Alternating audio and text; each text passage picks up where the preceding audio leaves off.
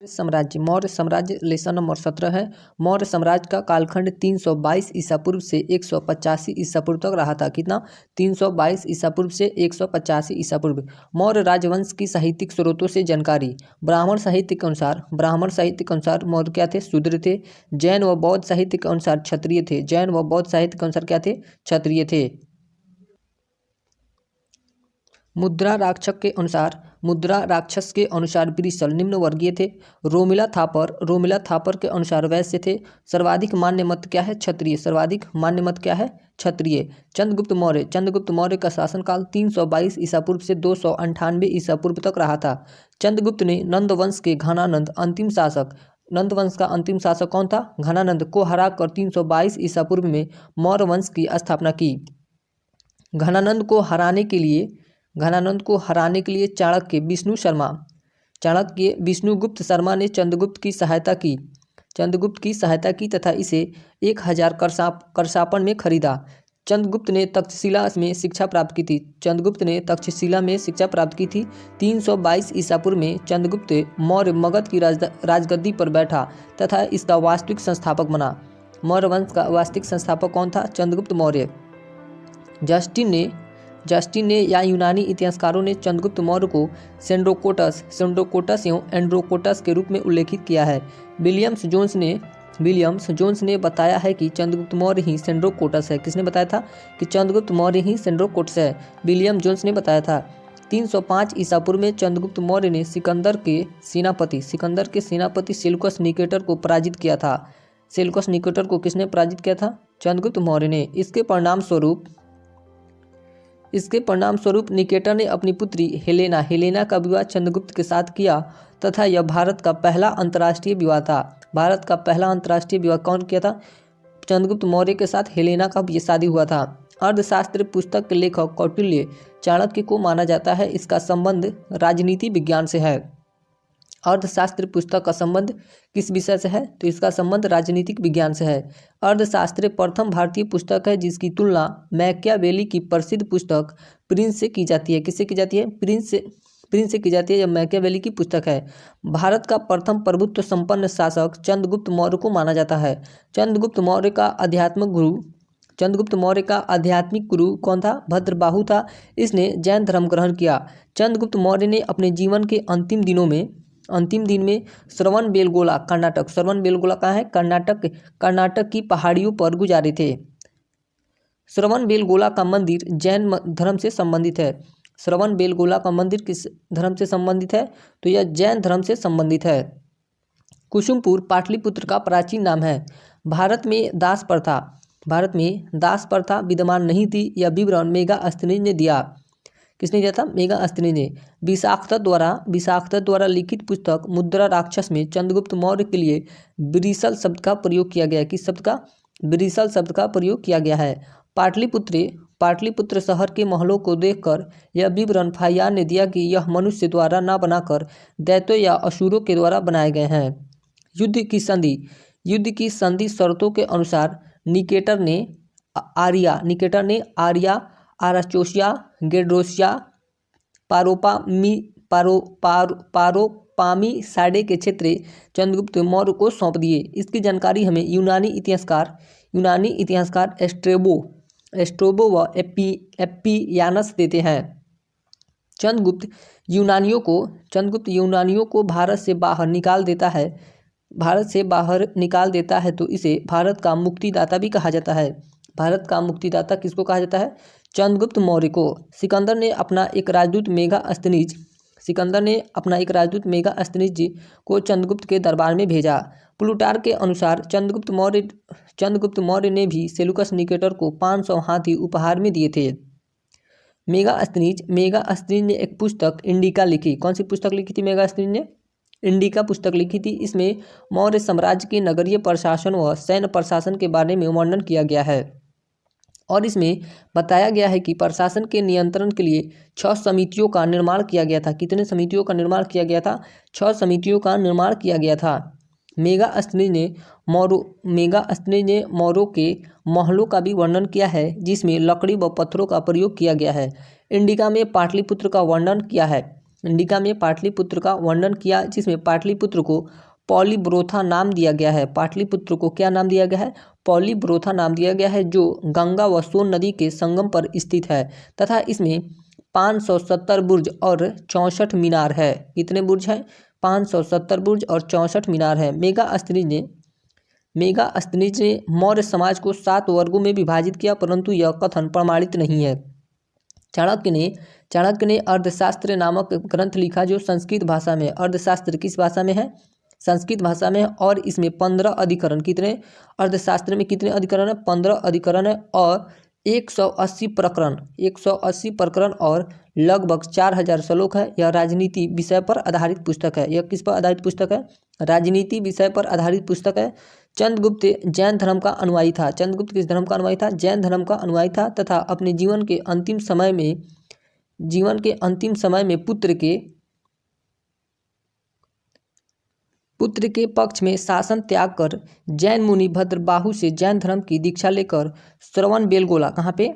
श्रवणबेलगोला जो मैसूर में है, वहाँ 298 ईसा पूर्व में चला गया और उपवास द्वारा शरीर त्याग दिया, जिसे क्या कहते हैं? संलेखना विधि से उपवास द्वारा शरीर त्याग दिया। जैन लेखों के अनुसार चंद्रगुप्त मौर्य के शासनकाल के अंत में मगध में 12 वर्षों का भीष्म अकाल पड़ा था। जैन लेखों के अनुसार चंद्रगुप्त मौर्य के शासनकाल के अंत में मगध में 12 वर्षों का भीष्म अकाल पड़ा था। अब आता है चंद्रगुप्त मौर्य का बेटा बिंदुसार का शासनकाल कब से कब तक रहता है? 298 ईसा पूर्व से 272 ईसा पूर्व तक। चंद्रगुप्त मौर्य का पुत्र बिंदुसार 298 ईसा पूर्व में गद्दी पर बैठा। यूनानी साहित्य में इसे क्या कहा गया है? अमित्रोचेट्स या अमित्रघात कहा गया है। तिब्बती इतिहासकार तारानाथ के अनुसार यह एक महान शासक था। यह एक सीजेरियन बेबी था। यह क्या था? सीजेरियन बेबी था। इसके अनुसार बिंदुसार ने दक्षिण भारत पर आक्रमण किए थे। यह आजीवक संप्रदाय का अनुयायी था। बिंदुसार किस संप्रदाय का अनुयायी था? आजीवक संप्रदाय का अनुयायी था। आजीवक संप्रदाय की स्थापना मखलीपुत्र गोशाल ने की थी। आजीवक संप्रदाय की स्थापना किसने की थी? मखलीपुत्र गोशाल ने की थी। यूनानी इतिहासकार एथिनियस के अनुसार उसने यूनान के शासक एंटियोकस प्रथम से 3 वस्तुएं मंगाई थी। पहला क्या था? मीठी शराब, दूसरा सूखे मेवे या अंजीर, तीसरा था दार्शनिक। बिंदुसार के समय तक्षशिला में 2 विद्रोह हुए, जिसका दमन अशोक व सुसीम ने किया था। किसने किया था? अशोक व सुसीम ने। नेपाल विद्रोह का दमन अशोक ने किया। नेपाल विद्रोह का दमन किसने किया था? अशोक ने। बिंदुसार की मृत्यु के समय अशोक उज्जैन में राज्यपाल था। बिंदुसार की मृत्यु के समय अशोक कहाँ का राज्यपाल था? उज्जैन का राज्यपाल था। बिंदुसार के अन्य नाम: बिंदुपाल चीनी विवरण। बिंदुपाल किससे विवरण में मिलता है? चीनी विवरण में। जैन ग्रंथ में इसका नाम सिंहसेन मिलता है। एस्ट्रेबो के अनुसार अलिड्रोकेटस मिलता है। भद्रसार वायु पुराण में बिंदुसार को भद्रसार कहा गया है। अब बिंदुसार का बेटा का नाम क्या था? अशोक का शासनकाल 269 ईसा पूर्व से 232 ईसा पूर्व तक रहा था। अशोक का 4 वर्षों तक अपने भाइयों के साथ सत्ता संघर्ष चला। सिंहली अनुश्रुति की मान्यता के अनुसार, किस मान्यता के अनुसार? सिंहली अनुश्रुति की मान्यता के अनुसार अशोक ने अपने 99 भाइयों की हत्या की थी। अशोक की माता का नाम भीमा या सुभद्रांगी था। क्या था? अशोक की माता का नाम भीमा या सुभद्रांगी था। इनकी पत्नी विदिशा मध्य प्रदेश जिनके पुत्र महेंद्र व पुत्री संगमित्रा ने श्रीलंका में बौद्ध धर्म का प्रचार प्रसार किया। इनकी पत्नी कौन थी? देवी थी। अशोक की पत्नी देवी थी और यह विदिशा मध्य प्रदेश की थी, जिनका पुत्र कौन था? महेंद्र और पुत्री संगमित्रा, जिसने श्रीलंका में बौद्ध धर्म का प्रचार प्रसार किया था। इनकी दूसरी पत्नी कारुआकी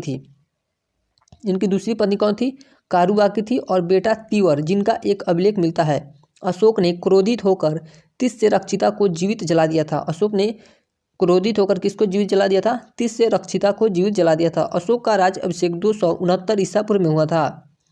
अशोक का राज्य अभिषेक कब हुआ था? 269 ईसा पूर्व में। अशोक का अन्य नाम: अशोक वर्धन कहाँ मिलता है? पुराण में। अशोक मौर्य गिरनार अभिलेख में। अशोक मास्की गुर्जरा अभिलेख, नेटूर अभिलेख, उदयगोलम अभिलेख। अशोक कहाँ मिलता है? मास्की गुर्जरा नेटोर उदयगोलम अभिलेख, प्रियदर्शी भाब्रू अभिलेख में इसका नाम प्रियदर्शी मिलता है। कलहन की पुस्तक राजतरंगिणी के अनुसार अशोक पहले भगवान शिव का अनुयायी था। कलहन की पुस्तक राजतरंगिणी के अनुसार अशोक पहले भगवान शिव का अनुयायी था। अशोक ने श्रीनगर शहर की स्थापना की और वहां शिव मंदिर का निर्माण करवाया। राजतरंगिणी को भारतीय इतिहास की प्रथम पुस्तक माना जाता है। राजतरंगिणी को भारतीय इतिहास की प्रथम पुस्तक माना जाता है तथा कलहन जयसिंह के दरबार में थे।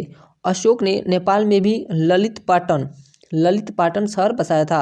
अशोक ने अपने राज अभिषेक के 8वें वर्ष 261 ईसा पूर्व में कलिंग का शासक नंदराज था। कलिंग युद्ध किया और उस समय कलिंग का शासक कौन था? नंदराज था। इस युद्ध में अशोक ने विजय प्राप्त की, लेकिन इस युद्ध में 1 लाख लोग मारे गए। कितने लोग मारे गए थे? 1 लाख लोग से अधिक मारे गए थे और 1.5 लाख लोगों को बंदी बनाया गया। इस युद्ध के पश्चात अशोक का हृदय परिवर्तन हो गया, इसलिए उसने युद्ध घोष के स्थान पर धम्म घोष को अपना लिया। युद्ध घोष के स्थान पर क्या अपना लिया था? धम्म घोष अपना लिया। मौर्यकालीन स्थापत्य कला का सर्वश्रेष्ठ नमूना सांची का स्तूप है। यह बौद्ध धर्म से संबंधित है। यह मध्य प्रदेश में स्थित है। सांची का स्तूप कहाँ स्थित है? मध्य प्रदेश में स्थित है। मौर्य काल का प्रचलित सिक्का पर्ण था। मौर्य काल का प्रचलित सिक्का कौन था? पर्ण था। धम्म शब्द राहुलोवाद सूत पुस्तक से लिया गया है। धम्म एक आचार संहिता है। धम्म क्या है? आचार संहिता है। मौर्य काल का सर्वश्रेष्ठ बंदरगाह ताम्रलिपि है। मौर्य काल का सर्वश्रेष्ठ बंदरगाह क्या है?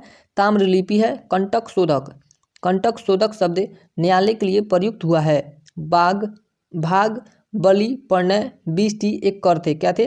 भाग बलि पर्णय 20टी एक कर थे। 20टी एक बेगारी कर था। 20टी क्या था? 20टी एक बेगारी कर था। बिना मजदूरी परिश्रम दिए बिना कार्य करवाना। अशोक को भारतीय इतिहास में जनहित कार्य के लिए स्मरण किया जाता है। अशोक को भारतीय इतिहास में जनहित कार्य के लिए स्मरण किया जाता है। कलिंग का प्राचीन नाम उत्कल था। कलिंग का प्राचीन नाम क्या था? उत्कल था। इसकी राजधानी तोसली थी। इसकी राजधानी कहाँ थी? तोसली थी। कौटिल्य की अर्थशास्त्र के अनुसार कलिंग हाथियों के लिए प्रसिद्ध था। इन्हीं हाथियों को प्राप्त करने के लिए अशोक ने कलिंग पर आक्रमण किया।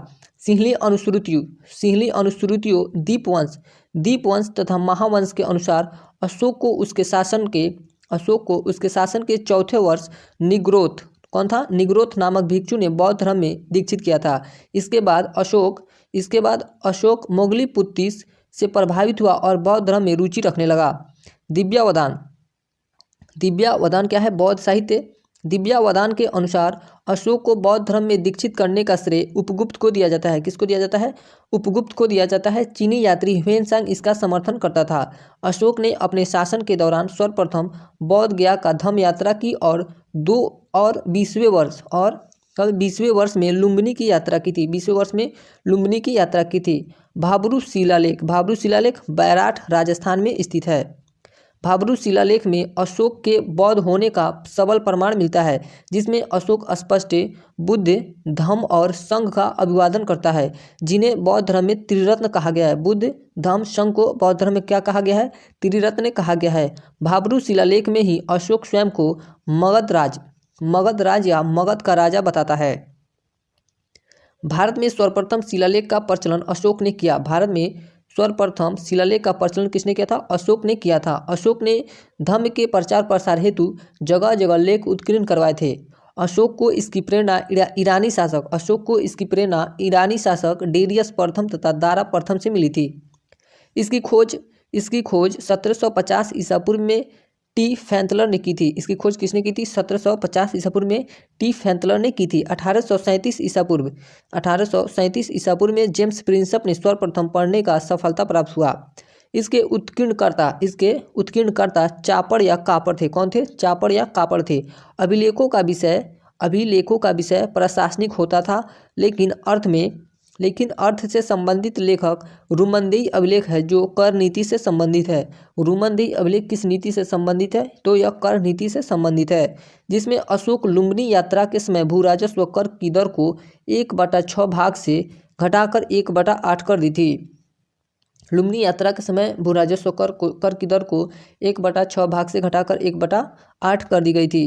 ब्राह्मी लिपि के अभिलेख गुजरात से प्राप्त होते हैं तथा ग्रीक व अरमाइक लिपि के अभिलेख कंधार व काबुल से तथा खरोष्टी के शहबाजगढ़ी मानसेरा पाकिस्तान से प्राप्त होते हैं। अरमाइक लिपि कहाँ से प्राप्त होता है? कंधार और काबुल। खरोष्टी कहाँ से? शहबाजगढ़ी मानसेरा पाकिस्तान।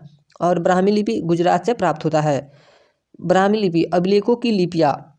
ब्राह्मी लिपि भारत में, खरोष्टी लिपि पाकिस्तान में, ग्रीक लिपि अफगानिस्तान में, अरमाइक लिपि ये भी अफगानिस्तान में। अरमाइक कहाँ पे? अफगानिस्तान में। नोट: ब्राह्मी लिपि बाएं से दाएं, कहाँ से? बाएं से दाएं तथा खरोष्टी लिपि दाएं से बाएं की ओर लिखी जाती है। ब्राह्मी लिपि बाएं से दाएं और खरोष्टी लिपि दाएं से बाएं की ओर लिखी जाती है।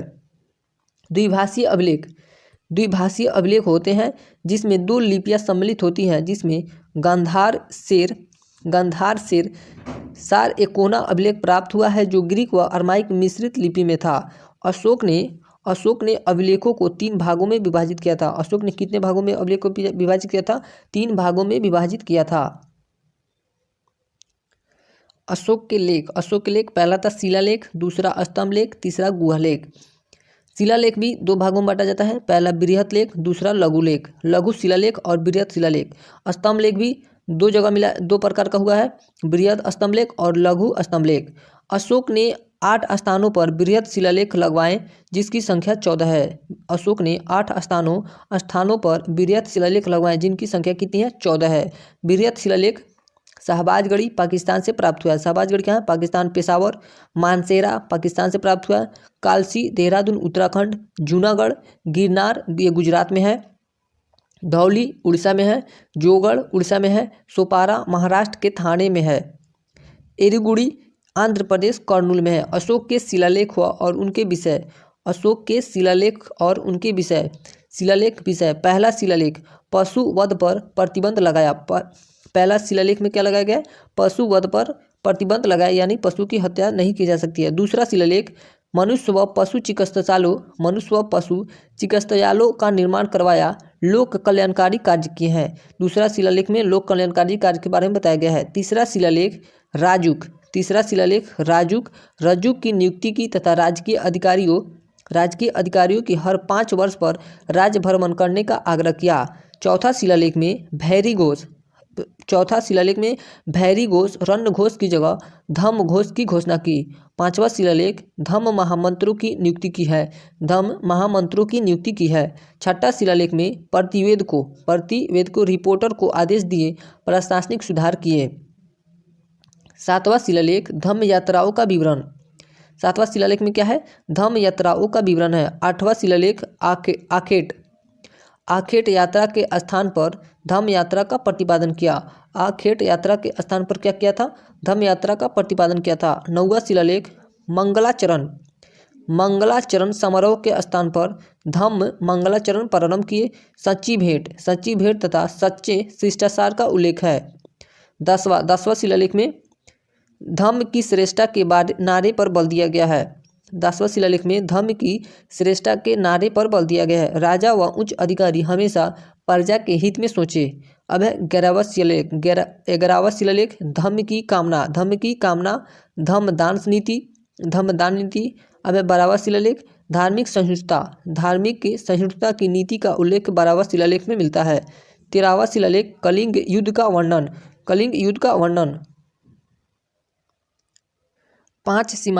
5 सीमांत यूनानी राजाओं के नाम का उल्लेख जहां उसने विदेश में धम्म प्रचारकों को भेजा। अशोक के हृदय परिवर्तन की बात किसमें बताई गई? 13वां शिलालेख में बताया गया है। 14वां शिलालेख पहले 13 अभिलेखों का पुनरावलोकन तथा जनता को धार्मिक जीवन बिताने के लिए प्रेरित किया है। नोट पृथक कलिंग प्रज्ञापन। अशोक के 13वें अभिलेख में कलिंग युद्ध का उल्लेख मिलता है। कौन सा अभिलेख में? अशोक के 13वें अभिलेख में कलिंग युद्ध का उल्लेख मिलता है, लेकिन धौली व जोगढ़ के 13वें अभिलेख में समस्त प्रजा को अपनी संतान के समान बताया है। अशोक के 11वां 12वां और 13वां शिलालेख में बदलाव किया है। इसे पृथक कलिंग प्रज्ञापन कहा जाता है। 11, 12, 13 शिलालेखों को क्या कहा जाता है? पृथक कलिंग प्रज्ञापन कहा जाता है। अशोक के लघु शिलालेख। अब है अशोक के लघु शिलालेख अशोक के लघु शिलालेख 18 विभिन्न स्थानों से प्राप्त होते हैं जिनकी संख्या निश्चित नहीं है, जिसमें सबसे नवीनतम लघु शिलालेख सन्नाती कर्नाटक का है। अशोक के मास्की, गुर्जरा, नेत्तूर व उदयगोलम लेख में अशोक का नाम अशोक मिलता है। अशोक का नाम अशोक किसमें मिलता है? मास्की में, गुर्जरा में, नेत्तूर व उदयगोलम में मिलता है। भाब्रू शिलालेख में जो कोटपुतली बहरोड़ के बैराठ विराटनगर में बीजक की पहाड़ी में भीम डुगरी पर स्थित है। कहाँ स्थित है? बीजक की पहाड़ी में भीम डुगरी पर स्थित है, जिसकी खोज 1837 ईस्वी में कैप्टन बट ने की थी, जिसमें अशोक का नाम मगध धीराज लिखा हुआ मिलता है। भाब्रू लेख में अशोक का सबसे बड़ा स्तंभ लेख भी है। मास्की शिलालेख में अशोक ने स्वयं को बुद्ध शाक्य कहा है, जिसकी खोज 1915 ईस्वी में वीडेन ने की थी। किसने की थी? 1915 में वीडेन ने की थी। अशोक स्तंभ लेखों में बृहद स्तंभ लेख में हमें 6 स्थानों से और 7 लेख मिले हैं, यानी इनकी संख्या 6 है पर 7 लेख मिलते हैं। इनकी संख्या कितनी है? 6 है और लेख कितने मिलते हैं? 7 लेख मिलते हैं। पहला है दिल्ली का टोपरा स्तंभ लेख। मूल रूप से यह हरियाणा के अंबाला जिले में था। फिरोज शाह तुगलक द्वारा इसे दिल्ली लाया गया एकमात्र अभिलेख जिसमें अशोक के 7वें लेख उत्कीर्ण है। अब है दिल्ली मेरठ। दूसरा है दिल्ली मेरठ। मूल रूप से यह मेरठ में था। फिरोज शाह तुगलक ने इसे दिल्ली में स्थापित करवाया और इसे शिकार-ए-कुश महल में रखवाया। कहाँ रखवाया था? शिकार-ए-कुश महल में रखवाया था। लौरिया नंदनगढ़ अभिलेख बिहार में है तथा इस पर औरंगजेब का लेख उत्कीर्ण हुआ है। किसका है? औरंगजेब का लेख उत्कीर्ण है। लौरिया अरेराज अभिलेख चंपारण बिहार में है। कहाँ है? चंपारण बिहार में है। रामपुरवा अभिलेख भी बिहार में है। प्रयाग प्रशस्ति अभिलेख यह मूल रूप से कौशाम्बी में था, जिसे अकबर ने इलाहाबाद के किले में स्थापित करवाया था। इस पर बहुत से लेख लिखे गए, जिसमें रानी का लेख कारूबाकी, समुद्रगुप्त की प्रयाग प्रशस्ति भी उत्कीर्ण है। इसमें अकबर व बीरबल का लेख भी उत्कीर्ण है। अशोक के लघु स्तंभ लेखों में राजकीय घोषणाएं मिलती है। सांची मध्य प्रदेश, सांची कहाँ है? मध्य प्रदेश। और सारनाथ उत्तर प्रदेश लेख में संघ भेद को रोकने को आदेश दिया गया है। निगाली सागर अभिलेख, कौन सा? निगाली सागर अभिलेख में अशोक ने अपने राज अभिषेक के 14वें वर्ष में कनक मुनि से स्तूप का जीर्णोद्धार कराया। लुम्बिनी ग्राम का धार्मिक कर माफ कर दिया। वास्तुकला के इतिहास में अशोक ने एक नई शैली को विकसित किया और गुफा लेख धार्मिक सहिष्णुता का परिचायक है। और गुफा लेख क्या है? धार्मिक सहिष्णुता का परिचायक है। बराबर की पहाड़ियों में अशोक ने 4 गुफाओं का निर्माण करवाया था, जो कर्ण गुफा, सुदामा, चौपार व विश्व झोपड़ी गुफा थी। आजीवक संप्रदाय के भिक्षुओं को दान में दे दी गई। किसको दान में दे दी गई थी? आजीवक संप्रदाय के भिक्षुओं को दान में दे दी गई थी। अशोक के पुत्र दशरथ ने नागार्जुन पहाड़ी पर गुफाओं का निर्माण करवाया तथा बराबर की पहाड़ी पर दशरथ ने लोमस ऋषि की गुफा भी बनवाई। बौद्ध परंपराओं के अनुसार अशोक ने 84,000 स्तूपों का निर्माण किया था, जिसमें महात्मा बुद्ध की मृत्यु के बाद 9 स्तूपों का निर्माण किया था। 8 स्तूपों में बुद्ध के शारीरिक अवशेष रखे गए और 9 में वे उनके पात्र रखा। अहरौरा लेख में यह घोषणा की गई कि अशोक व्यक्तिगत रूप से बौद्ध धर्म का अनुयायी था। अर्थशास्त्र में 18 तीर्थों का वर्णन किया गया है। अर्थशास्त्र में कितने तीर्थों का वर्णन किया गया है? 18 तीर्थों का वर्णन किया गया है। मौर्यकालीन उच्चाधिकारी तीर्थ। प्रधानमंत्री और पुरोहित प्रमुख धर्माधिकारी होता था। प्रधानमंत्री पुरोहित क्या होता था? प्रमुख धर्माधिकारी। सेनापति युद्ध विभाग का मंत्री कौन था? सेनापति। युवराज, राजा का उत्तराधिकारी कौन होता था? युवराज होता था। प्रशासता क्या है? राजकीय कागजातों को सुरक्षित रखने वाला तथा राज्य की आज्ञाओं को लिपिबद्ध करने वाला प्रधान अधिकारी होता था प्रशासता। समाहर्ता, राजस्व विभाग का प्रधान कौन था? समाहर्ता। नायक, सेना का संचालक अथवा नगर रक्षा का अध्यक्ष होता था। परदेष्टि फौजदारी न्यायालय का न्यायाधीश कमिश्नर कहलाता था। फौजदारी न्यायालय का न्यायाधीश क्या कहलाता था? कमिश्नर। और यह कौन था? परदेष्टि था। सन्निधत्ता, सन्निधत्ता क्या था? राजकीय कोषाध्यक्ष। सन्निधत्ता क्या था? राजकीय कोषाध्यक्ष। व्यवहारिक नगर का प्रमुख न्यायाधीश होता था। व्यवहारिक दंडपाल पुलिस अधिकारी होता था। पुलिस अधिकारी को क्या कहा गया है? दंडपाल। कर्मांतिक उद्योगों एवं कारखानों का अध्यक्ष क्या कहलाता था? कर्मांतिक कहलाता था। अंतपाल सीमावर्ती दुर्गों का रक्षा कौन करता था? अंतपाल। दुर्गपाल राजकीय दुर्ग रक्षकों का अध्यक्ष होता था। दुर्गपाल।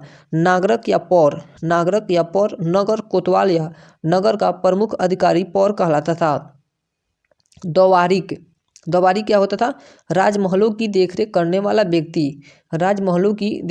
वाला व्यक्ति दौवारी कहलाता था। आठवीं, वन विभाग का प्रधान। अंतर्वेदी के अंतःपुर का अध्यक्ष क्या कहलाता था? अंतर्वेदी कहलाता था। मंत्री परिषाध्यक्ष परिषद का अध्यक्ष होता था। परिषद का अध्यक्ष कौन होता था? मंत्री परिषाध्यक्ष होता था। मंत्री परिषद के नीचे द्वितीय श्रेणी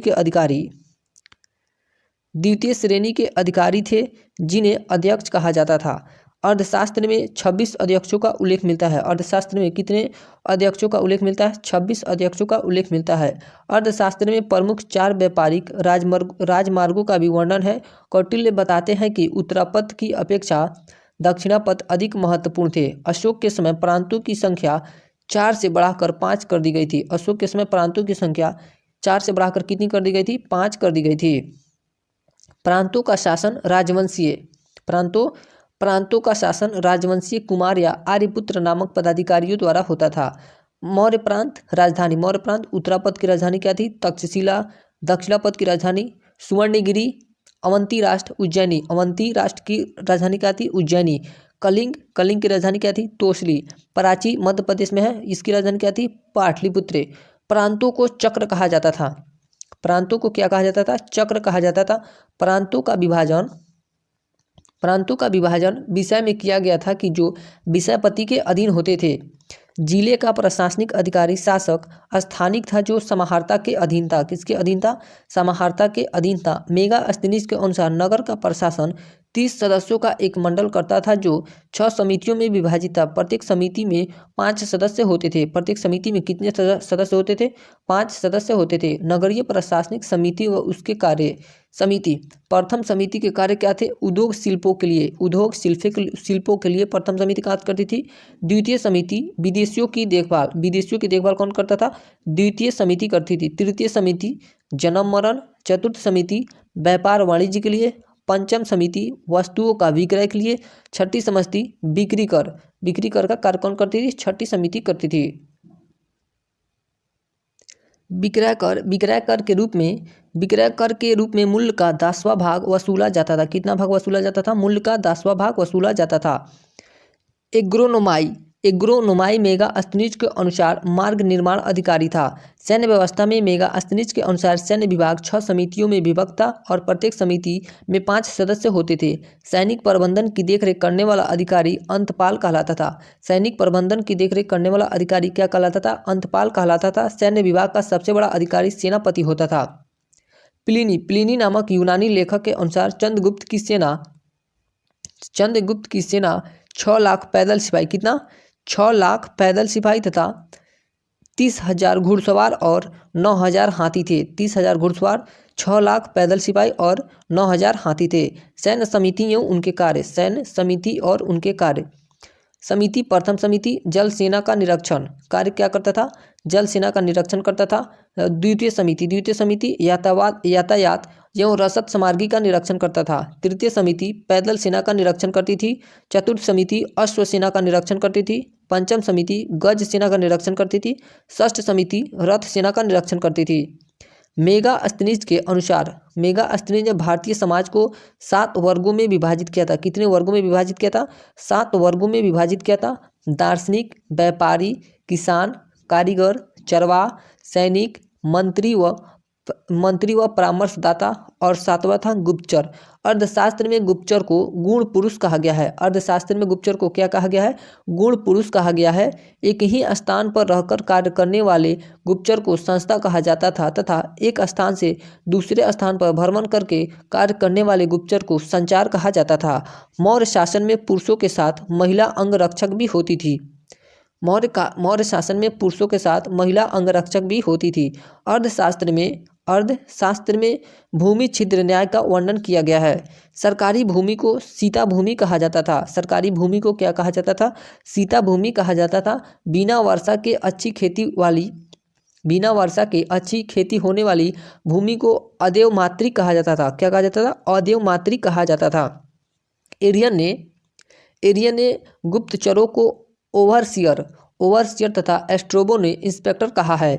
गुप्तचर विभाग एक पृथक अमात्य के अधीन रखा गया जिसे महामात्य सर्प कहा गया। समाज में वेश्यावृत्ति प्रचलित में थी तथा इसे राजकीय संरक्षण भी प्राप्त था। वेश्यावृत्ति को राजकीय संरक्षण भी प्राप्त था। स्वतंत्र रूप से वेश्यावृत्ति करने वाली स्त्री रूपा जीवा कहलाती थी। इनके कार्यों का निरीक्षण गणिकाध्यक्ष करता था। इनके कार्यों का निरीक्षण कौन करता था? गणिकाध्यक्ष करता था।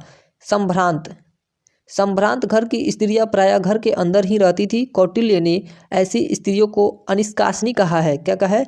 अनिष्कासनी कहा है। मौर्य शासन 137 वर्षों तक रहा तथा भागवत पुराण के अनुसार मौर्य वंश में 10 राजा हुए जबकि वायु पुराण के अनुसार 9 राजा हुए थे।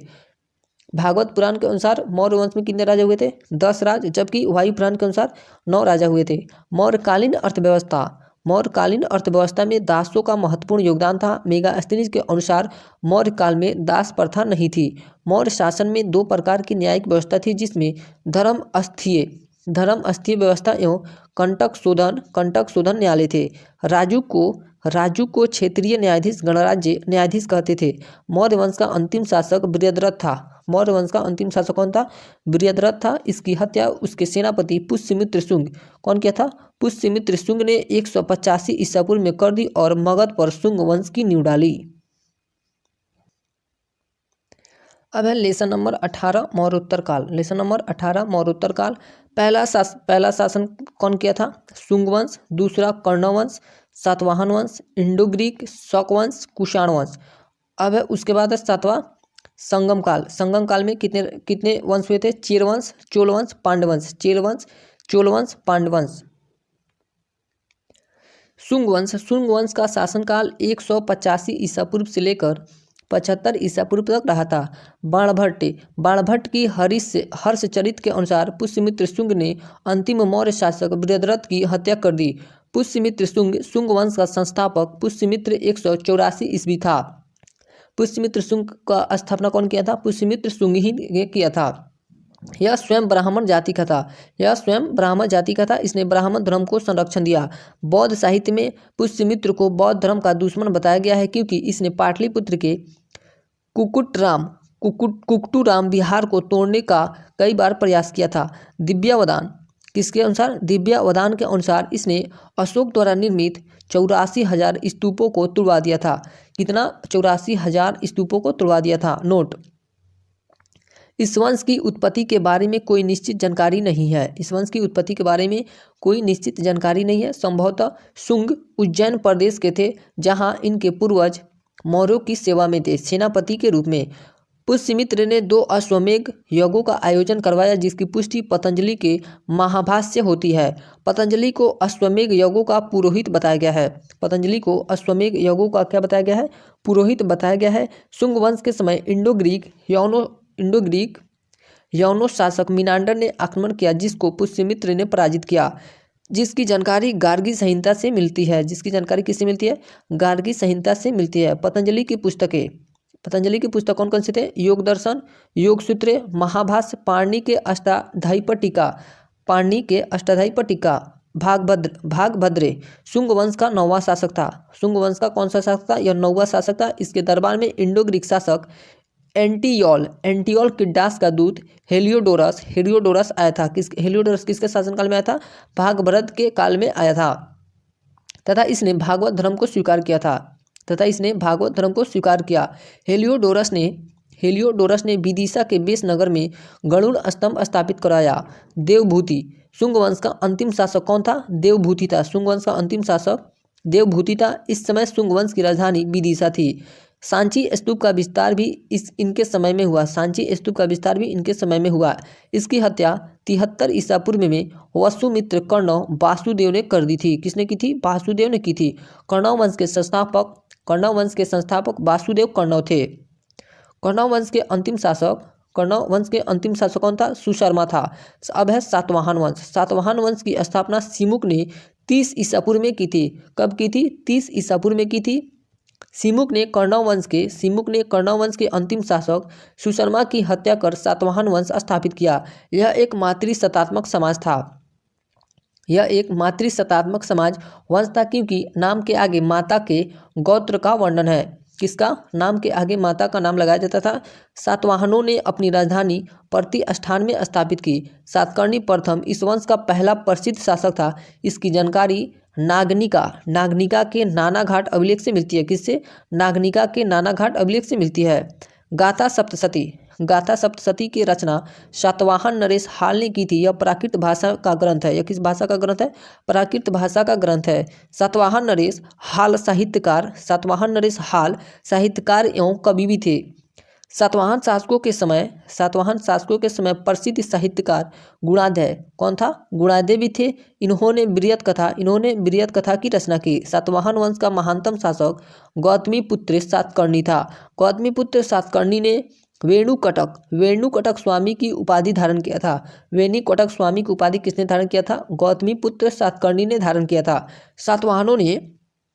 सातवाहनों ने अधिकांशतः शीशे के सिक्के चलाए।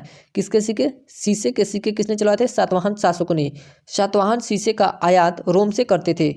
सातवाहन काल में चांदी और तांबे के सिक्कों का प्रयोग होता था, जिसे करसापन कहा जाता था। जिसे क्या कहा गया है? करसापन कहा गया है। ब्राह्मणों को सर्वप्रथम भूमि दान एवं जागीर देने की प्रथा का आरंभ सातवाहनों ने ही किया था। सातवाहनों को पुराण में आंध्रभृत्य कहा गया है। सातवाहनों ने अमरावती व नागा अर्जुनकोंडा के स्तूपों का निर्माण, अजंता एवं एलोरा की गुफाओं का निर्माण तथा काले के चैत्य का निर्माण करवाया था। किसकी चीज का? सातवाहनों ने अमरावती व नागा अर्जुनकोंडा के स्तूपों का निर्माण करवाया और अजंता एवं एलोरा की गुफाओं का निर्माण तथा काले के चित्र का निर्माण करवाया था। सातवाहन वंश के शासकों को दक्षिणाधिपति तथा इनके द्वारा शासित प्रदेश को दक्षिणापथ कहा जाता है। यज्ञश्री सातकर्णी इस वंश का अंतिम प्रसिद्ध शासक था। इसके सिक्कों पर जहाज के चित्र मिलते हैं। सातवाहन वंश का अंतिम प्रसिद्ध शासक कौन था? यज्ञश्री सातकर्णी था। विदेशी आक्रमणकारियों का भारत में आगमन। Indo Greek. पहला कौन था? Indo Greek. विदेशी आक्रमणकारियों का भारत पर आक्रमण करने का क्रम हिंद यूनानी, शक, पल्लव और कुषाण थे। बैक्ट्रियाई शासकों का इतिहास उनके सिक्कों के आधार पर लिखा गया था। यूनानी वंश की 2 शाखाएं थी। यूनानी वंश की कितनी शाखाएं थी? 2 शाखाएं थी। यूथेमेडस और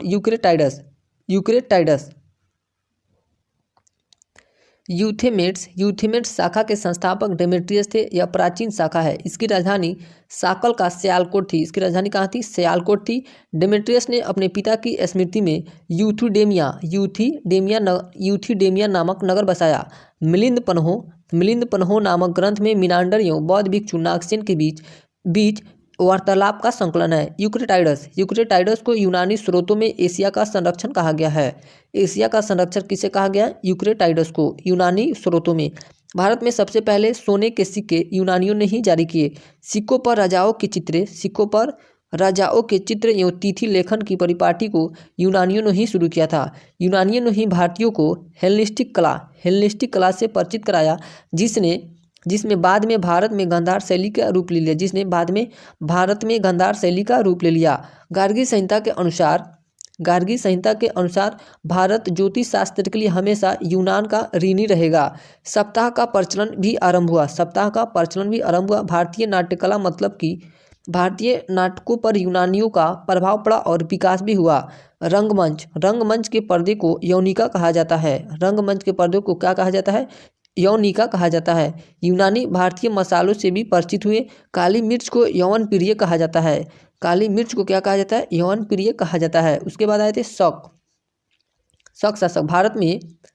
भारत में यूनानियों के बाद शक आए और शक मूलतः मध्य एशिया से आए थे।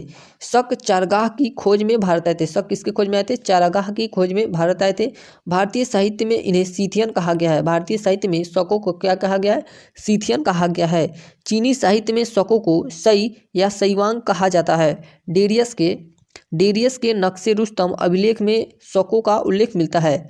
डेरियस के नक्शे रुस्तम अभिलेख में शकों का उल्लेख मिलता है। उज्जैन के एक स्थानीय राजा ने शकों को 58 ईसा पूर्व पराजित कर विक्रमादित्य की उपाधि धारण की थी। शकों ने भारत में सत्ता शासन के 5 केंद्रों की स्थापना की थी। कितने केंद्रों की स्थापना की थी? 5 केंद्रों की स्थापना की थी। शकों का सबसे प्रतापी शासक, शकों का सबसे प्रतापी राजा रुद्रदामन प्रथम था और यह संस्कृत प्रेमी था। चांदी के सिक्के शक शासकों की विशेषता है। शकों पर विजय के उपलक्ष्य में 57 ईसा पूर्व से एक नया संवत विक्रम संवत के नाम से आरंभ हुआ। रुद्रदामन का जूनागढ़ अभिलेख संस्कृत भाषा का पहला बड़ा अभिलेख है। रुद्रदामन का जूनागढ़ अभिलेख संस्कृत भाषा का पहला सबसे बड़ा अभिलेख है। भारत में पहला पल्लव शासक माउस 90 ईसा पूर्व से 70 ईसा पूर्व था। पल्लव का मूल स्थान ईरान में था। पल्लव का मूल स्थान कहाँ था? ईरान में था। अब है कुषाण। भारत में कुषाण वंश की स्थापना कुजुल कडफिसस ने 15 ईस्वी में की थी। कब की थी? 15 ईस्वी में की थी। चीनी स्रोतों के अनुसार कुषाण मध्य एशिया के यूची कबीला से थे। किस कबीला से थे? ये यूची कबीला से थे। कुजुल कडफिसस के बाद भीम कडफिसस राजा बने तथा इन्होंने सोने व तांबे के सिक्के जारी किए। भीम कडफिसस शिव का अनुयायी था। भीम कडफिसस किसका अनुयायी था? शिव का अनुयायी था। इसके सिक्कों पर त्रिशूल, नंदी, डमरू के चित्र मिलते हैं। इसके सिक्कों पर त्रिशूल, नंदी, डमरू का चित्र मिलता है। कुषाण वंश का सबसे प्रतापी शासक कनिष्क था। कुषाण वंश का सबसे प्रतापी शासक कौन था? कनिष्क था। 78 ईस्वी में कनिष्क का राज्य अभिषेक हुआ तथा 78 ईस्वी में ही शक संवत आरंभ हुआ। कनिष्क की राजधानी पुरुषपुर पेशावर थी। कलहन की राजतरंगिणी के अनुसार इसने कश्मीर पर आक्रमण किया एवं वहां कनिष्कपुर नामक शहर बसाया था। कश्मीर में कनिष्कपुर नामक शहर किसने बसाया था? कनिष्क ने। कनिष्क बौद्ध धर्म का महायान शाखा का अनुयायी था। बौद्ध धर्म का किस शाखा का अनुयायी था? महायान शाखा का अनुयायी था। इसने चौथी बौद्ध संधि थी इसी के शासनकाल में कुंडलवन कश्मीर में बौद्ध विद्वान वसुमित्र की अध्यक्षता में हुई थी। कनिष्क के सिक्के ईरानी व यूनानी भाषा में थे। किस भाषा में थे? ईरानी व यूनानी भाषा में थे। कुषाणों ने सोने के सर्वाधिक सिक्के जारी किए जिनकी शुद्धता गुप्त काल की स्वर्ण मुद्राओं से उत्कृष्ट है। कनिष्क के दरबार में महान दार्शनिक अश्वघोष रहता था। कनिष्क के दरबार में महान दार्शनिक कौन रहता था? अश्वघोष रहता था। यह कनिष्क के राजकवि थे। कनिष्क के राजकवि कौन थे? अश्वघोष थे। अश्वघोष ने बुद्ध चरित्रम व सूत्रालंकार की रचना की है।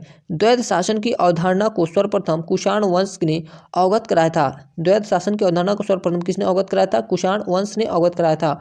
कनिष्क भारतीय प्रथम शासक था जिसने बुद्ध की आकृति युक्त सिक्के जारी किए थे।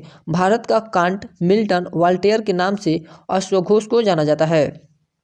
भारत का कांट, भारत का मिल्टन, भारत का वॉल्टेयर के नाम से किसे जाना जाता है? अश्वघोष को जाना जाता है। भारत में गंधार शैली का प्रचलन कुषाण वंश ने किया। इसे इंडो ग्रीक शैली के नाम से भी जाना जाता है। गंधार शैली को इंडो ग्रीक शैली के भी नाम से जाना जाता है। कुषाण शासक कनिष्क के समकालीन नागार्जुन, अश्वघोष व वसुमित्र थे। नागार्जुन ने माध्यमिक सूत्र ग्रंथ लिखा। क्या लिखा? माध्यमिक सूत्र ग्रंथ लिखा तथा नागार्जुन एक दार्शनिक भी थे और शून्यवाद का प्रतिपादक। किसका प्रतिपादक थे? शून्यवाद का प्रतिपादक थे। नागार्जुन को भारत का आइंस्टीन कहा जाता है। भारत का आइंस्टीन किसे कहा जाता है? नागार्जुन को। कनिष्क का राजवैद्य चरक था।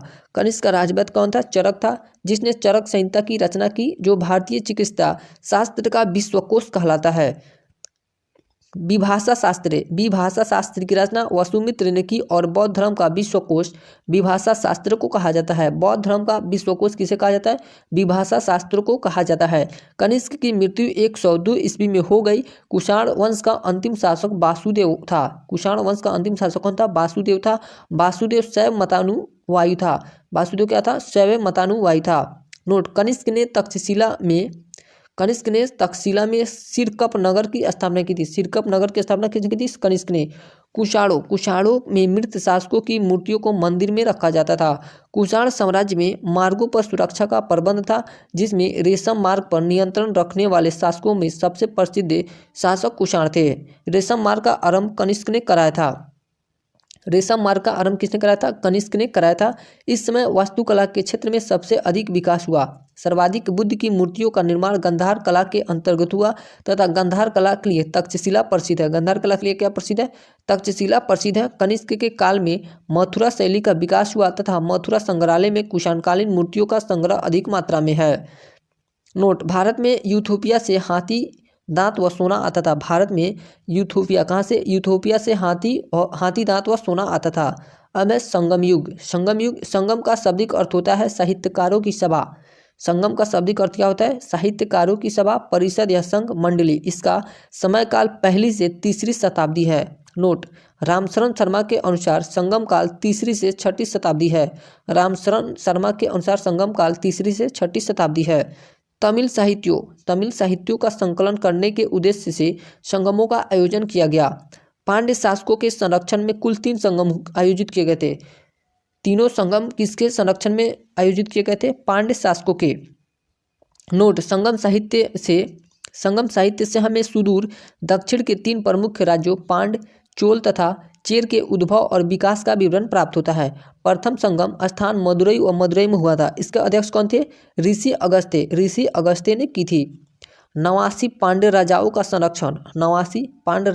संरक्षण, भाग लेने वाले 549 संस्था और 7 कवि और 4499 लेखक इसमें उपस्थित थे। इस संगम की एक भी पुस्तक प्राप्त नहीं होती है।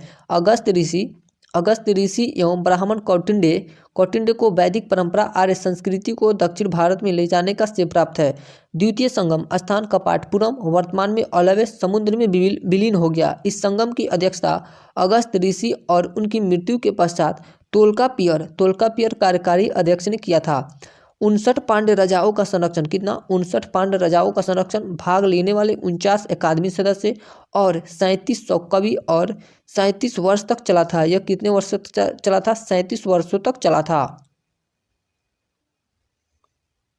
यह ग्रंथ तोल्कापियम की रचना तोल्कापियर ने की, जो एक तमिल व्याकरण का प्राचीन ग्रंथ है। जो क्या है? तमिल व्याकरण का एक प्राचीन ग्रंथ है। इसके 3 भाग हैं। इसके कितने भाग हैं? 3 भाग है। इलुथु वर्ण विचार, इलुथु क्या है? इसमें वर्ण विचार की चर्चा है। दूसरा है सोल, वाक्य विचार की चर्चा इसमें। तीसरा है पारुल, वस्तु। तृतीय संगम स्थान उत्तरी मदुरई। तृतीय संगम कहाँ हुआ था? उत्तरी मदुरई में। इसकी अध्यक्षता नक्कियर ने किया था। इसमें 49 पांड्य राजा, इसमें कितने? 49 पांड्य राजा, 49 संस्था और 449 कवि थे। 1850 ईस्वी वर्षों तक चला था। 1850 ईस्वी वर्ष तक चला था। इस संगम की पुस्तकें वरी, वेरिसय, पद्दितुपुत्ते, परिपादल आदि हैं। तृतीय संगम में जैन, बौद्ध, हिंदू तीनों संप्रदाय के लोगों ने भाग लिया था। तृतीय संगम में जैन, बौद्ध, हिंदू तीनों संप्रदाय के लोगों ने भाग लिया था। अब पुस्तक इलांगो अडिगल और पुस्तक सिलप्पादिकारम नूपुर की कथनी। इसमें क्या है? इसमें 30 सर्ग हैं। इसमें कावेरीपट्टन के कोवलन, उसकी पत्नी कर्णगी एवं नर्तकी माधवी की प्रेम कहानी है। इलांगो आर्टिकल में कोवलन और उसकी पत्नी कर्णगी की नर्तकी माधवी की प्रेम की कहानी है। शीतलाई सतनार बौद्ध धर्मावलंबी व्यापारी। कौन था? बौद्ध धर्मावलंबी व्यापारी। मणि मेखलाई माधवी व कोवलन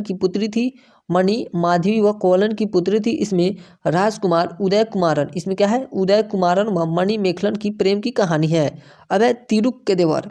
क्या है? तिरुक देवर, यह जैन भिक्षु के है। तिरुक देवर कौन थे? जैन भिक्षु। और इनकी पुस्तक क्या थी? जीवक चिंतामणि। जीवक चिंतामणि। जीवक ने 8 विवाह किए। जीवक ने कितने विवाह किए थे? 8 विवाह किए और अंत में साधु बन गया। इसे विवाह ग्रंथ भी कहते हैं। तिरुकदेवर को क्या कहा जाता है? विवाह ग्रंथ भी कहा जाता है।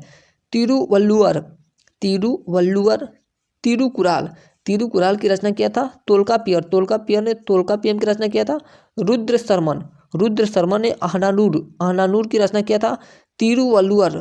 तिरुवल्लुवर कुराल यह तमिल साहित्य का आधारभूत ग्रंथ है। इसके विषय त्रिवर्ग, आचार शास्त्र, राजनीति, आर्थिक जीवन एवं प्रणय से संबंधित है। नोट: संगम साहित्य के काव्य, संगम साहित्य के काव्य 2 भागों में बांटा गया है, अकम और पुरम। अकम और पुरम। अकम काव्यों का मूल विषय प्रेम प्रसंग है, प्रेम प्रसंग है, जबकि पुरम काव्यों का विषय युद्ध है। अकम काव्यों का विषय क्या है? प्रेम प्रसंग, जबकि पुरम काव्यों का विषय क्या है? युद्ध है। संगम साहित्य में हमें दक्षिण भारत के 3 राज्यों चेर, चोल तथा पांड्यों का उल्लेख प्राप्त होता है। दक्षिण पश्चिम में चेर, उत्तर पूर्व में चोल तथा दक्षिण पूर्व में पांड्य राज्य स्थित था। चेर राजवंश का प्रतीक धनुष था। चेर राजवंश का प्रतीक क्या था? धनुष था। इसने एक बड़ी पाकशाला का निर्माण करवाया तथा महाभारत के युद्ध में भाग लेने वाले योद्धाओं को भोज करवाया था। नेदुलजरेल, नेदुलजरेल ने मौरंदे को अपनी राजधानी बनाया और अनेक यवन व्यापारियों को कैद कर लिया और बड़ी धनराशि हर्जाने के रूप में वसूल किया। सेनगुटवन को लाल चेर भी कहा जाता है। सेनगुटवन को क्या कहा जाता है? लाल चेर भी कहा जाता है। इसने अधिराज की उपाधि ग्रहण की थी। कल्ली, वलावन, सेम्बिदास जैसे नामों से प्रसिद्ध चोल राज्य पूर्वी तमिलनाडु में पेन्नार तथा वेल्लारू नदियों के मध्य स्थित था। संगम काल के राज्यों में सर्वाधिक शक्तिशाली चोलों का राज्य था। संगम काल के राज्यों में सर्वाधिक शक्तिशाली चोलों का राज्य था। चोल का प्राचीनतम उल्लेख कात्यायन ने किया है। इनका प्रतीक चिन्ह बाघ था। चोल का प्रतीक चिन्ह क्या था? बाघ था। चोल की राजधानी उरैयूर या तंजाउर थी। उरैयूर या तंजाउर बनी। करिकाल चोल शासकों में सबसे महान शासक था। इसका शाब्दिक अर्थ होता है जले हुए पैरों वाला। करिकाल का शाब्दिक अर्थ क्या होता है? जले हुए पैरों वाला। इसने चोलों की तटीय राजधानी आधुनिक कावेरीपट्टनम पुहार की स्थापना की तथा कावेरी नदी के किनारे 160 किलोमीटर लंबा बांध बनवाया। करिकाल को पेरूना नुन्नू पादे ग्रंथ में संगीत के सप्त स्वरों का विशेषज्ञ बताया गया है। करिकाल वैदिक धर्म का अनुयायी था। करिकाल किस धर्म को मानता था? वैदिक धर्म का अनुयायी था। इसने ब्राह्मण धर्म को राजकीय संरक्षण प्रदान किया था। मेगास्थनीज ने सर्वप्रथम पांड्यों का उल्लेख किया। मेगास्थनीज के अनुसार पांड्य राज्य स्तर हेराकल की पुत्री का शासन था और वह राज्य मोतियों के लिए प्रसिद्ध था। वह राज्य किस लिए प्रसिद्ध था? मोतियों के लिए प्रसिद्ध था। पांड्य राज्य की राजधानी मदुरई थी तथा इसका प्रतीक चिन्ह कार्प मछली था। इसका प्रतीक चिन्ह क्या था? कार्पिया मछली था। पांड्यों का उल्लेख रामायण व महाभारत काल में भी मिलता है। पांड्यों का उल्लेख रामायण व महाभारत काल में भी मिलता है। वेगी नदी पांड्यों की जीवन रेखा थी। संगम काल की प्रमुख फसलें गन्ना, धान एवं रागी थी। संगम काल में चावल मुख्य खदान था। संगम काल में मुख्य खदान क्या था? चावल था। संगम काल की राजधानी में एक राज्य सभा होती थी जिसे नालवय कहा जाता था, जिसमें प्रजा की कठिनाइयों पर विचार किया जाता था। राजा का सर्वोच्च न्यायालय राजा की सभा मनरम ही होता था। राजा का जन्मदिन प्रतिवर्ष मनाया जाता था जिसे पेरुनल कहते थे। जिसे क्या कहते थे? पेरुनल कहते थे। चोरी तथा व्यभिचार के अपराध के लिए मृत्यु दंड दिया जाता था। झूठी गवाही देने पर जीभ काट ली जाती थी। भूमि कर राजस्व का प्रमुख साधन था। भू राजस्व दर उत्पादन का 1/6 भाग होता था। राजस्व से संबंधित शब्दावली। कड़मय या पाड़ू राजा को अदा किया जाने वाला भूमि कर। मायावली क्या था? भूमि की दो प्रसिद्ध माप। उल्गु या संगम चुंगी एवं सीमा शुल्क था। इक्के क्या था? अतिरिक्त या जबरन वसूला जाने वाला कर। नोट कर अदा करने वाले क्षेत्र की एक प्रसिद्ध इकाई वरीयमवारी थी। कर अदा करने वाले क्षेत्र की एक प्रसिद्ध इकाई वरीयमवारी थी, जिसका अर्थ कर था। संगमकालीन शासकों के पास संगमकालीन शासकों के पास पेशेवर सैनिक होते थे तथा चतुरंगिणी होती थी जो अश्व, गज, रथ तथा पैदल सिपाही सैनिक होते थे। सेना के कप्तान को एर्नाडी की उपाधि दी जाती थी। सेना के कप्तान को क्या कहा जाता था? एर्नाडी की उपाधि दी जाती थी। संगम काल में समय जानने के लिए जल घड़ी का प्रयोग किया जाता था। संगम काल में समय जानने के लिए किस घड़ी का प्रयोग किया जाता था? जल घड़ी का प्रयोग किया जाता था। नोट, संगमकालीन समाज 4 भागों में विभक्त था। अडनर, पहला क्या था? अडनर ब्राह्मण वर्ग, दूसरा अर्सर शासक वर्ग, तीसरा वेगिनर व्यापारी वर्ग, चौथा बेल्लाल कृषक वर्ग। तमिल भूमि में ब्राह्मण का दर्शन सबसे पहले संगम युग में होता है। इस काल में ब्राह्मण मांस खाते थे और ताड़ी सूरा पीते थे, जो समाज में बुरा नहीं माना जाता था। अरिकमेडु व्यापारिक केंद्र के रूप में प्रसिद्ध था तथा चोल वंश का एक प्रमुख बंदरगाह भी था। पेरीप्लस में अरिकमेडु को पेडाके कहा गया है। क्या कहा गया है? पेडाके कहा गया है। सिंध से कन्याकुमारी तक 24 बंदरगाहों का उल्लेख पेरीप्लस ऑफ इरिन्थेंसी यूनान लेखक की पुस्तक में मिलता है। दरबारों में गायकों के साथ नर्तकियां नाचती थी, जिन्हें क्या कहते थे? पानर या बिडेलियर कहा जाता था। संगम काल में कृषक को वेल्लार तथा उनके प्रमुखों को वेलरी कहा जाता था। खेत मजदूर का काम सबसे निचले वर्ग के लोग कैडेसियर करते थे। कौन करता था? कैडेसियर करते थे। एनियर शिकारियों की जाति थी। एनियर क्या थी? शिकारियों की जाति थी। मुरुगन यक्की यवन लोगों के निवास स्थान को कहते थे। संगम काल में चोलों की समृद्धि का मुख्य कारण सुविकसित वस्त्र उद्योग था। क्या था? सुविकसित वस्त्र उद्योग था। नोट, सर्वप्रथम मानसून की खोज हिप्पोलस ने की थी। किसने की थी? हिप्पोलस ने की थी। हिप्पोलस ने मानसूनी हवाओं के सहारे बड़े जहाजों को सीधे समुद्र पार करने की विधि खोजी थी। राजा की सहायता हेतु नियुक्त अधिकारियों का समूह 5 परिषदों में विभाजित था, जिन्हें 5 महासभाओं के नाम से जाना जाता था। पहला था मंत्री। पहला क्या था? मंत्री, जिसे क्या कहते थे? अमीय 4। दूसरा था पुरोहित, जिसे कहते हैं पुरोहितर। तीसरा था सेनानायक, सेनापतियार। चौथा था दूत या राजदूत, दूतार कहते थे। जो 5वां था गुप्तचर, ओरार कहते थे। गुप्तचर को क्या कहते थे? ओरार कहते थे।